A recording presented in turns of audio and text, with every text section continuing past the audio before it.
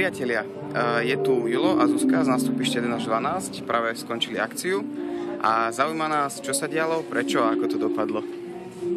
Tak dnes večer sme otvorili výstavu slovenského výtvarníka Ota Hudica, nominovaného na cenu Oskara Čepána tento rok. On to nemá rád, keď to hovoríme, on je veľmi skromný, ale prehnane skromný.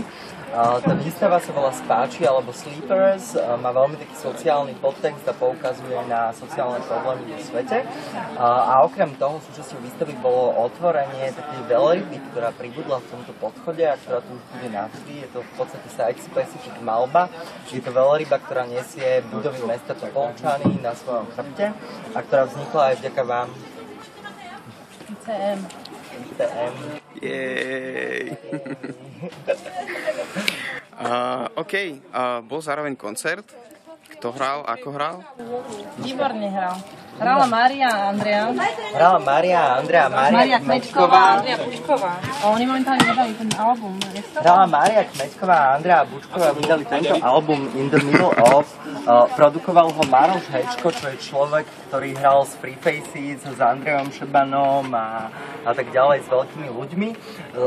Mária hrá na harfe, Andrea spieva, hrá na klavíri a boli výborné, proste to treba počuť iba.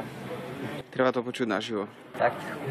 Super, a keď sa nám podarí vytiahnuť Ota, tak on nám povie niečo o svojom umeleckom zámere, aký bol autorský zámer jeho malby. Oto porozpráva o veľrybe, porozpráva, prečo sa ju rozhodol robiť tu, pretože táto veľryba, Oto je totiž dosť cestovaný človek. Nemám povedať znova. Nie, nemáme, ani toto nemáme hovoriť. Ale keď nás nepočuje, môžete. Nie, nemôžeme to povedať, lebo... A povie nám to Oto sám? Nepovie nám to sám a nemôžem to povedať. On je hrozne skromný, je to naozaj významný slovenský výtvarník a on nechce proste hovoriť o tom, že tam bol a že je významný a že je nominovaný, takže nie je, ale urobil veľrybu a tanec je to Topolčany a porozpráva o tom, že prečo. Dobre, ak sa nebude hanbiť. Ahoj, Oto. Ahoj. Ahoj. Práve sme riešili veľrybu. Prosím ťa, povedz nám niečo o tvojom autorskom zámere. Prečo tá veľryba nakoniec stojí tu? Čo vôbec znázorňuje? A teraz by ako... Ja som ten, čo to nemal povedať. Tak akože tá veľryba by mohla byť úplne hockde.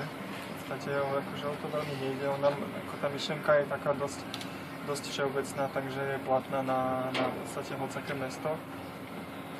A v podstate rozmýšľal som nad tým, ako nejakým spôsobom ilustrovať to, že žijeme na nejakej pomerne krehkej zemi a že si neuvedomujeme, že je to v podstate nejaké živé teleso, ktoré ovplyvňujeme a ktoré sa jeden deň môže v podstate naštvať, že čo sme to spravili a akože sa na nás vykašľať nejako.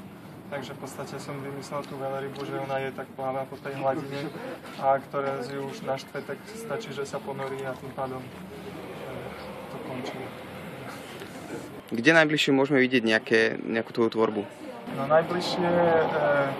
najbližšie je Žilina. Do 15.